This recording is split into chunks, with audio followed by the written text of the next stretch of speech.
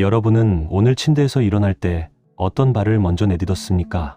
오늘 아침 양치할 때 이 어금니부터 닦았나요? 아래 앞니부터 닦았나요? 현관문을 나설 때 왼발을 먼저 내딛었나요? 오른발을 먼저 내딛었나요? 아마 기억이 나지 않을 겁니다. 그리고 그게 정상입니다. 왜냐하면 우리 뇌는 이런 사소한 순서들을 의식의 영역 밖으로 밀어내도록 설계되어 있기 때문이죠. 생각해보면 이상한 일입니다. 우리는 스스로를 자유의지를 가진 존재라고 여깁니다. 매 순간 선택하고 판단하며 살아간다고 믿죠. 하지만 듀크 유니버시티의 신경과학 연구팀이 수년간 사람들의 행동 패턴을 추적한 결과는 놀라웠습니다. 우리가 깨어있는 시간에 하는 행동 중 대략 40에서 45%는 의식적 결정이 아니라 자동화된 반응이었습니다. 10개의 행동 중 거의 절반이 생각 없이 이루어진다는 뜻입니다. 이건 단순히 아침 루틴만 의미하는 게 아닙니다. 직장에서 스트레스를 받았을 때 자동으로 과자 봉지를 뜯는 행동, 지루할 때 무의식 중에 스마트폰을 꺼내는 동작, 누군가 비판하면 즉각 방어적이 되는 반응까지 포함됩니다. 우리 삶의 거의 절반이 자동 조종 장치에 맡겨져 있는 셈이죠. 그렇다면 질문이 생깁니다. 왜 뇌는 이런 식으로 작동하는 걸까요? 답은 에너지에 있습니다. 인간의 뇌는 전체 몸무게에서 약 2%밖에 차지하지 않습니다.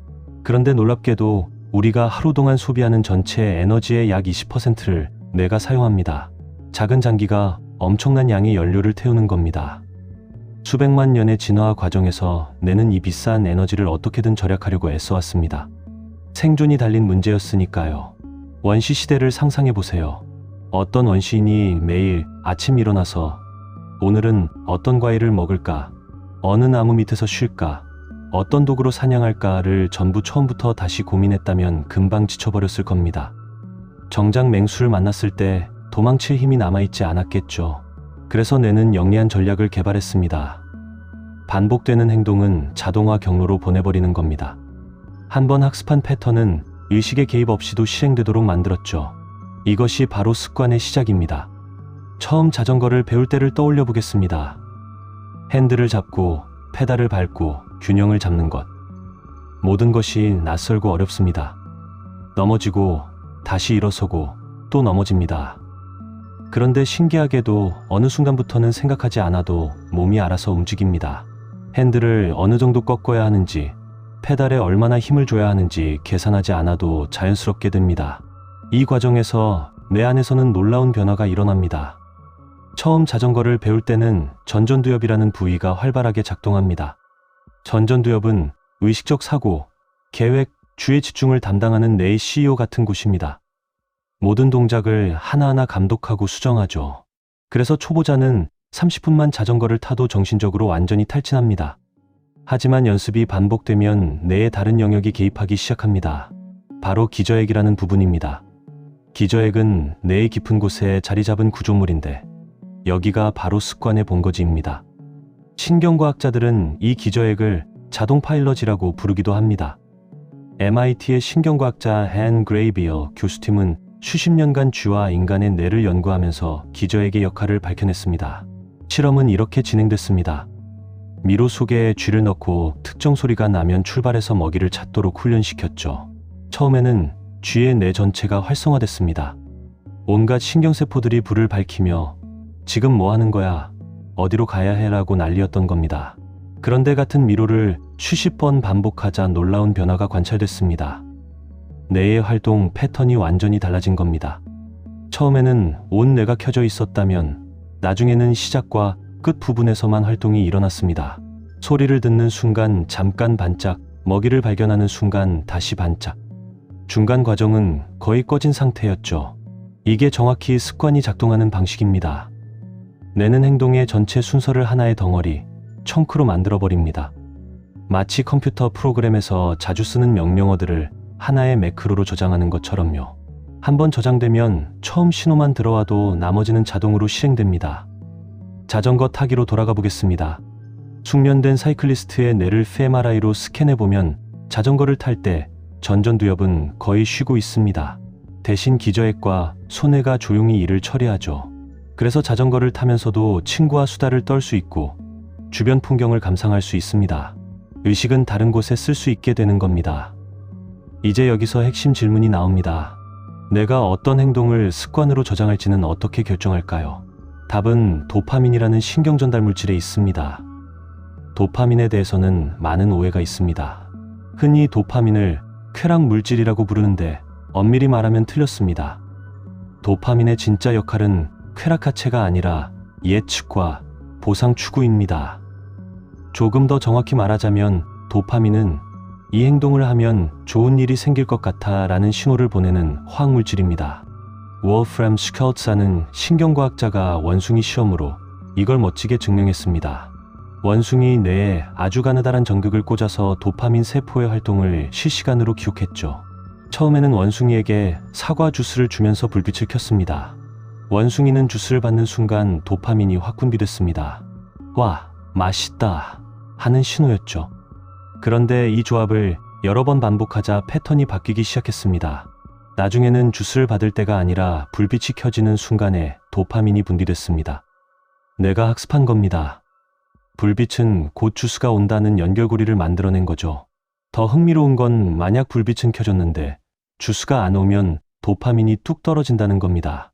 이게 뭘 의미할까요? 도파민은 보상 자체보다 보상에 대한 기대를 만들어냅니다. 쉽게 말하면 도파민은 와 맛있다 할 때가 아니라 곧 맛있는 게 온다 라고 기대할 때 더 많이 나온다는 뜻입니다. 그리고 뇌는 이 기대감을 이용해서 행동 패턴을 고착시킵니다.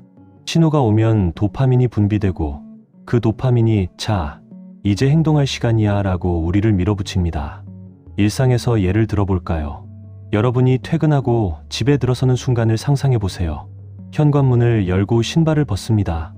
그 순간 무의식 중에 소파로 가서 TV 리모컨을 집어듭니다. 왜 그럴까요?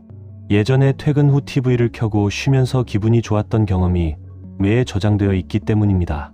이제 현관문을 여는 순간, 심지어 집이 보이는 순간부터 도파민이 살짝 올라갑니다. 내가 속삭이는 겁니다.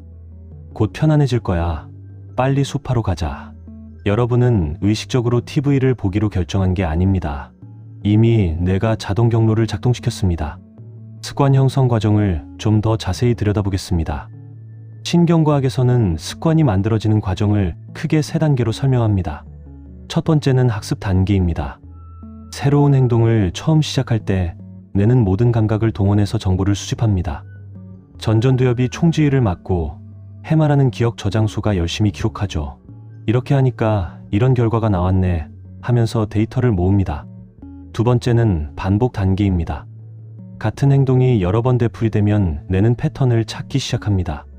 A라는 상황에서 B라는 행동을 하면 C라는 결과가 나온다는 공식을 만드는 거죠. 이 과정에서 신경세포들 사이의 연결이 강해집니다. 신경과학에서는 이걸 함께 발화하는 뉴런은 함께 연결된다는 원리로 설명합니다. 캐나다 심리학자 더널 헵이 1949년에 제안한 이론인데 쉽게 말하면 자주 쓰는 길이 넓어지는 것과 같습니다. 산길을 한두 번 걸으면 풀숲이지만 같은 길을 수백 번 오가다 보면 흙이 다져지고 명확한 오솔길이 생기죠. 뇌의 신경회로도 똑같습니다.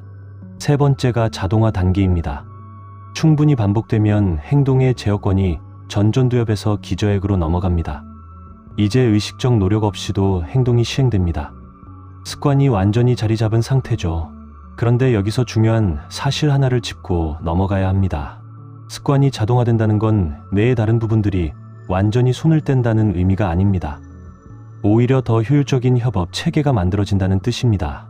예를 들어 매일 아침 조깅하는 습관이 있다고 해보죠. 처음에는 알람이 울리면 일어나야 하나 말아야 하나 고민합니다.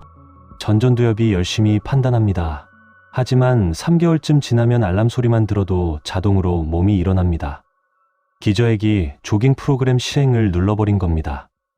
이때 재미있는 건 날씨가 안 좋거나 몸 상태가 별로면 전전두엽이 다시 개입할 수 있다는 점입니다. 오늘은 좀 쉬는 게 낫겠어 라고 판단하면 자동 프로그램을 중단시킬 수 있죠. 완전 자동은 아니지만 대부분은 자동이고 필요할 때만 수동 제어가 가능한 반자동 시스템인 셈입니다. 습관이 형성되는데 걸리는 시간에 대해서도 이야기해 보겠습니다. 많은 분들이 21일이면 습관이 만들어진다는 말을 들어보셨을 겁니다. 이 숫자는 1960년대 성형외과 의사 맥스웰 마우츠의 책에서 나온 겁니다. 그는 환자들이 새로운 얼굴에 적응하는데 평균 21일 정도 걸린다고 관찰했죠. 하지만 실제 신경과학 연구는 좀 다른 결과를 보여줍니다. University College London의 필리파 렐리 박사팀이 96명을 대상으로 실험했습니다. 각자 새로운 건강 습관 하나를 선택하게 했죠. 아침에 물 한 잔 마시기, 점심 전에 10분 걷기 같은 간단한 것들이었습니다. 연구팀은 매일 참가자들에게 물었습니다. 오늘 그 행동이 얼마나 자동적으로 느껴졌나요? 그리고 자동성 점수가 최고점에 도달하는 데 걸린 시간을 측정했습니다. 결과는 평균 26일이었습니다. 하지만 여기서 더 중요한 발견이 있었습니다. 사람마다 편차가 엄청났다는 겁니다. 어떤 사람은 18일 만에 습관이 자리 잡았고 어떤 사람은 254일이 걸렸습니다. 왜 이렇게 차이가 날까요? 여러 요인이 있지만 가장 큰 건 행동의 복잡도였습니다. 물 한 잔 마시기 같은 단순한 습관은 빨리 자리 잡았고 아침마다 쉰게 민몸 일으키기 같은 복잡한 습관은 훨씬 오래 걸렸죠. 여기서 우리가 놓치기 쉬운 중요한 사실이 하나 있습니다. 하루 이틀 빠진다고 해서 습관 형성이 처음부터 다시 시작되는 게 아니라는 점입니다. 연구에 따르면 중간에 며칠 빠져도 전체적인 습관 형성 곡선에는 거의 영향이 없었습니다. 이건 신경과학적으로도 설명됩니다. 한번 형성되기 시작한 신경 연결은 하루 이틀 쓰지 않는다고 완전히 사라지지 않습니다. 다만 약해질 뿐이죠. 다시 사용하면 빠르게 회복됩니다. 마치 헬스장에서 근육을 키우는 것과 비슷합니다. 한 달 운동해서 생긴 근육이 사흘 쉰다고 다 사라지지는 않잖아요. 그렇다면 나쁜 습관은 왜 이렇게 끈질길까요? 담배를 끊었다가도 스트레스 받으면 다시 피우고, 다이어트 중인데 야식을 또 시켜 먹고, 일찍 자려고 했는데 새벽에 스마트폰을 보는 이유는 뭘까요? 여기에는 뇌의 또 다른 시스템이 관여합니다. 바로 편도체입니다. 편도체는 감정, 특히 공포와 불안을 처리하는 부위입니다. 스트레스를 받거나 불안할 때 편도체가 활성화되면서 흥미로운 일이 벌어집니다. 스트레스 상황에서는 코르티솔이라는 호르몬이 분비됩니다. 코르티솔이 높아지면 전전두엽의 기능이 약해집니다. 이성적 판단, 장기적 계획, 자제력을 담당하는 부위가 힘을 잃는 거죠. 동시에 편도체와 기저액의 연결은 더 강해집니다. 결과가 어떻게 될까요? 담배 피우면 안 돼. 건강에 나빠라고 말하는 전전두엽의 목소리는 작아지고, 지금 당장 긴장을 풀어야 해.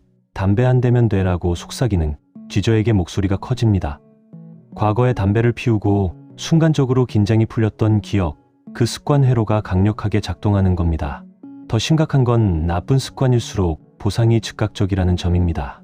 담배를 피우면 니코틴이 몇 초 안에 뇌에 도달해서 도파민을 분비시킵니다. 야식을 먹으면 당분과 지방이 즉시 쾌감을 줍니다. 스마트폰을 보면 새로운 알림, 재미있는 영상이 계속 도파민을 자극하죠. 반면 좋은 습관의 보상은 대부분 지연됩니다. 운동을 해도 몸이 좋아지는 건 몇 달 뒤고, 공부를 해도 성적이 오르는 건 다음 시험이며, 저축을 해도 그 돈이 의미 있어지는 건 몇 년 뒤입니다. 뇌의 보상 시스템은 미래보다 현재에 훨씬 민감하게 반응합니다. 프린스턴 유니버시티의 신경경제학자 사뮤얼 맥클루리의 FMRI 연구가 이걸 잘 보여줍니다. 피험자들에게 두 가지 선택지를 줬습니다. 지금 당장 $10를 받거나 일주일 뒤 $15를 받거나. 많은 사람들이 당장 $10를 선택했습니다. 뇌 스캔 결과 즉각적 보상을 선택할 때는 변연계, 특히 복측 선조체라는 부위가 활성화됐습니다. 원시적이고 충동적인 부분이죠. 반면 나중에 더 큰 돈을 받겠다고 선택한 사람들은 전전두엽이 활성화됐습니다. 이성적 판단을 내리는 부분이 작동한 겁니다. 문제는 스트레스 받거나 피곤하거나 배고플 때는 전전두엽이 약해지고 변연계가 강해진다는 점입니다. 밤 11시에 배달 앱을 여는 이유가 여기 있습니다. 하루 종일 일하느라 전전두엽이 지쳐있고 배고픔이라는 생리적 스트레스가 변연계를 자극합니다. 치킨 한 마리, 지금 주문하면 30분 안에 온다는 즉각적 보상의 유혹을 이기기 어려운 거죠. 그렇다면 습관을 바꾸려면 어떻게 해야 할까요? 많은 사람들이 의지력에 의존합니다. 이번엔 진짜 참을 거야 라고 다짐하죠. 하지만 의지력에 대한 신경과학 연구 결과는 다소 냉정합니다. 플로리다 스테이트 유니버시티의 로이 버미스터 교수는 의지력을 근육에 비유했습니다. 쓰면 쓸수록 고갈되는 자원이라는 겁니다. 그의 유명한 쿠키 실험을 소개하겠습니다. 배고픈 대학생들을 실험실에 모았습니다. 테이블에는 갓 구운 초콜릿 쿠키와 무미건조한 무가 놓여 있었죠. 한 그룹에게는 무만 먹으라고 했고 다른 그룹에게는 쿠키를 먹게 했습니다. 그리고 나서 어려운 퍼즐을 풀게 했습니다. 결과는 명확했습니다. 쿠키 유혹을 참고 물을 먹은 그룹은 평균 8분 만에 퍼즐 풀기를 포기했습니다. 반면 쿠키를 먹은 그룹은 19분 동안 버텼죠. 왜 그럴까요? 쿠키를 참느라 의지력을 소진했기 때문입니다. 의지력은 제한된 자원입니다. 아침에 출근길 짜증을 참고, 직장에서 상사 눈치를 보고, 점심에 먹고 싶은 걸 참고, 오후 회의에서 하고 싶은 말을 참다 보면 저녁이 되었을 때 의지력 탱크는 텅 비어 있습니다. 그래서 많은 사람들이 저녁에 무너집니다. 아침에는 오늘은 일찍 자고 내일 운동해야지라고 다짐하지만 실제 저녁이 되면 소파에 누워 넷플릭스를 틉니다. 의지가 약해서가 아닙니다. 의지력이라는 연료가 떨어진 겁니다. 최근에는 의지력 고갈 이론에 대한 반론도 나오고 있습니다. 스탠포드 유니버시티의 캐럴 두에크 교수 연구팀은 의지력 고갈이 실제 생리적 한계라기보다는 믿음의 문제일 수 있다고 주장합니다. 의지력은 한정되어 있다 하고 믿는 사람들만 쉽게 지치고, 의지력은 계속 쓸 수 있다 하고 믿는 사람들은 덜 지친다는 실험 결과를 제시했죠. 하지만 어느 쪽이든 한 가지는 분명합니다. 의지력만으로 습관을 바꾸려는 건 비효율적이라는 사실입니다. 매번 새로 싸워서 이기려고 하면 언젠가는 집니다. 더 나은 방법은 뇌의 작동 원리를 이용하는 겁니다. 찰스 듀헤기가 습관의 힘에서 대중화한 개념이 있습니다. 바로 습관 루프입니다. 신호, 행동, 보상, 이 세 가지가 연결되어 하나의 고리를 만듭니다. 스탠포드 대학의 BJ 퍼 교수는 여기에 조금 다른 프레임워크를 제시했습니다. 그는 행동이 일어나려면 세 가지 요소가 동시에 필요하다고 말합니다. 첫째는 동기입니다. 그 행동을 하고 싶은 마음. 둘째는 능력입니다. 그 행동을 실제로 할 수 있는 역량. 셋째는 촉발제입니다. 행동을 시작하게 만드는 신호. 이 셋이 한 점에서 만날 때 행동이 발생합니다. 여기서 핵심은 이겁니다. 대부분의 사람들은 동기를 높이려고 애씁니다. 열심히 살아야지, 부자가 되어야지, 건강해져야지 하면서 자신을 채찍질하죠. 하지만 BJ 퍼그는 능력, 정확히는 용이성을 높이는 게 훨씬 효과적이라고 말합니다. 무슨 뜻일까요? 행동을 아주 쉽게 만들라는 겁니다. 너무 쉬워서 안 할 이유가 없을 정도로 만들라는 거죠. 예를 들어 볼게요. 매일 30분 운동하기라는 습관을 들이고 싶다고 합시다. 동기는 충분합니다. 건강해지고 싶으니까요. 하지만 30분은 부담스럽습니다. 능력, 정확히는 심리적 장벽이 높은 겁니다. 대신 이렇게 바꿔보는 겁니다. 운동복으로 갈아입기. 그게 끝입니다. 운동을 하라는 게 아니라 옷만 갈아입으라는 겁니다. 너무 쉽죠? 내가 거부할 이유가 없습니다. 신기하게도 운동복을 입고 나면 많은 경우 어차피 입었는데 조금이라도 움직여볼까 하는 생각이 듭니다. UCLA의 연구에 따르면 행동을 시작하는 것 자체가 가장 큰 장벽입니다. 일단 시작하면 계속하는 건 상대적으로 쉽습니다. 물리학에서 말하는 관성의 법칙과 비슷합니다. 정지해 있는 물체를 움직이게 하는데 가장 큰 힘이 필요하고, 일단 움직이기 시작하면 그 다음은 훨씬 적은 힘으로도 됩니다. 뇌도 마찬가지입니다. 행동을 시작하는 순간 도파민이 분비되기 시작하고, 일단 시작한 일은 끝내고 싶어 하는 본성이 있습니다. 심리학에서는 이걸 지가닉 효과라고 부릅니다. 러시아 심리학자 블루마 지가닉이 발견한 현상인데, 사람들은 완료된 일보다 미완료된 일을 더 잘 기억한다는 겁니다. 영화를 보다가 중간에 끊으면 계속 신경 쓰이죠. 책을 절반쯤 읽다가 덮으면 나머지가 궁금합니다. 뇌는 완결되지 않은 것에 집착하는 경향이 있습니다. 이걸 습관 형성에 이용할 수 있습니다.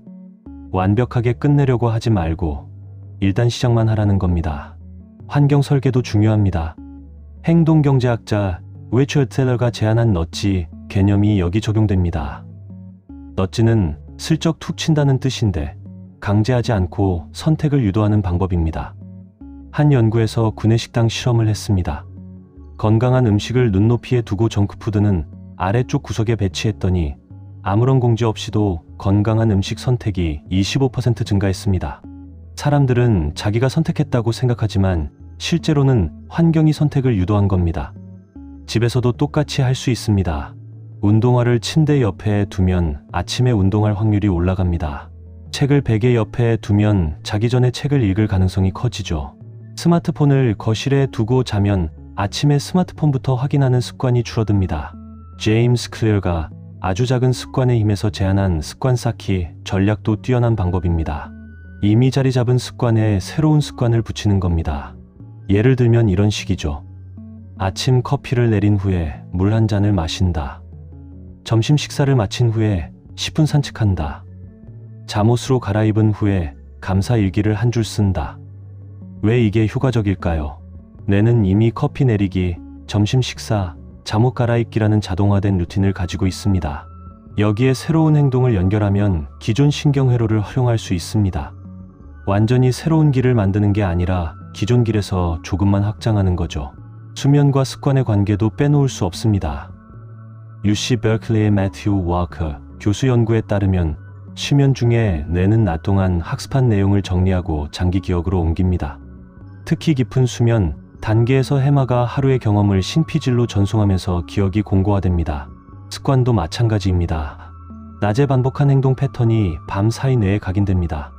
수면이 부족하면 이 과정이 제대로 이루어지지 않습니다. 실제로 만성적 수면 부족 상태에서는 새로운 습관이 형성되기 어렵다는 연구 결과들이 있습니다. 더 흥미로운 건 수면 자체가 습관에 영향을 받는다는 점입니다. 매일 같은 시간에 자고 일어나는 습관을 들이면 생체 리듬이 그에 맞춰집니다. 수면 호르몬인 멜라토닌이 특정 시간에 분비되도록 뇌가 프로그래밍 되는 거죠. 일정한 수면 패턴은 그 자체로 강력한 습관이며 동시에 다른 모든 습관의 토대가 됩니다. 정체성에 대해서도 이야기해야겠습니다. 많은 사람들이 담배를 끊어야 해라고 말합니다. 하지만 더 강력한 접근은 나는 비흡연자다라고 정의하는 겁니다. 운동을 해야 해 대신 나는 운동하는 사람이다. 책을 읽어야 해 대신 나는 독서가다. University of Pennsylvania의 KD 밀크맨 교수 연구에서 흥미로운 결과가 나왔습니다. 투표 참여율을 높이기 위한 실험이었는데 한 그룹에게는 투표하세요라고 말했고 다른 그룹에게는 투표자가 되세요라고 표현했습니다. 결과는 놀라웠습니다. 후자가 투표율이 훨씬 높았습니다. 왜 그럴까요? 행동이 아니라 정체성에 호소했기 때문입니다. 뇌는 자기 정체성과 일치하는 방향으로 행동하려는 강한 동기를 갖습니다. 나는 이런 사람이야 라고 믿으면 그에 맞는 행동이 자연스럽게 따라옵니다. 습관이 정체성을 만들고 정체성이 다시 습관을 강화하는 선순환이 생기는 겁니다. 한번 운동하는 사람이라는 정체성이 자리 잡으면 운동을 건너뛰는 게 불편해집니다. 자기 이미지와 맞지 않으니까요. 마지막으로 실패에 대해 이야기하고 싶습니다. 습관을 들이려다가 실패하는 건 당연합니다. 오히려 한 번에 성공하는 게 이상한 일이죠. 하지만 대부분의 사람들은 실패를 개인적 결함으로 해석합니다. 역시 난 의지가 약해. 나는 안 돼. 신경과학적으로 이건 완전히 틀린 해석입니다. 습관 형성은 학습 과정이고 모든 학습은 시행착오를 포함합니다. 자전거 타기를 배울 때 넘어지는 게 당연하듯이 새로운 습관을 만들 때 실패하는 것도 자연스러운 과정입니다. 중요한 건 실패 후에 어떻게 반응하느냐입니다. Northwestern University의 연구에 따르면 실패를 정보로 받아들이는 사람들이 결국 성공합니다. 아, 저녁에는 의지력이 떨어지는구나. 그럼 아침에 하자 같은 식으로 피드백을 받아들이는 거죠. 반면 실패를 증거로 받아들이는 사람들은 포기합니다. 역시 나는 안 되는 사람이야 라고 결론 내리는 겁니다. 같은 실패를 겪어도 해석이 달라지면 결과가 완전히 달라집니다. 뇌는 놀라울 정도로 유연합니다. 신경가소성이라는 개념이 있습니다. 뇌는 나이가 들어도 계속 변할 수 있다는 뜻입니다. 예전에는 성인이 되면 뇌가 고정된다고 생각했지만 이제는 평생 변화 가능하다는 게 정설입니다. 런던 택시 기사들을 연구한 유명한 사례가 있습니다. 런던의 복잡한 거리를 외우기 위해 몇 년간 훈련한 택시 기사들의 뇌를 스캔했더니 해마가 일반인보다 크게 발달해 있었습니다. 공간 기억을 담당하는 부위가 실제로 커진 겁니다. 이 말은 무엇을 의미할까요? 어떤 나이에서든 어떤 상태에서든 새로운 습관을 만들 수 있다는 뜻입니다. 난 원래 이런 사람이야는 변명이 아니라 선택입니다. 뇌는 여러분이 반복하는 것에 맞춰서 스스로를 재구성합니다. 오늘 이야기를 정리하겠습니다. 습관은 뇌가 에너지를 절약하기 위해 개발한 자동화 시스템입니다. 좋은 습관이든 나쁜 습관이든 뇌는 구분하지 않고 반복되는 패턴을 저장합니다. 기저액이 습관의 본거지이며 도파민이 행동과 보상을 연결시킵니다. 습관을 바꾸려면 의지력에 의존하지 말고 뇌의 작동 방식을 활용해야 합니다. 행동을 작게 만들고 환경을 설계하고 기존 습관에 새로운 습관을 연결하고 정체성 차원에서 접근해야 합니다. 실패는 자연스러운 과정이며 정보로 받아들여야 합니다. 여러분의 뇌는 지금 이 순간에도 변화하고 있습니다. 이 영상을 듣는 동안에도 새로운 신경 연결이 만들어지고 있죠. 오늘 하나의 작은 행동만 바꿔도 그건 내일의 여러분을 바꾸는 첫 한 추가 됩니다. 완벽할 필요 없습니다. 하루 이틀 빠져도 괜찮습니다. 습관은 여러분을 가두는 감옥이 아니라 여러분을 높은 곳으로 데려가는 계단입니다. 뇌를 비난하지 마세요. 뇌와 협력하세요. 지금 이 순간부터 시작할 수 있습니다. 어떤 작은 습관 하나를 선택하고 내일 아침에 실행해 보세요. 뇌는 벌써 준비되어 있습니다. 여러분의 선택을 기다리고 있습니다.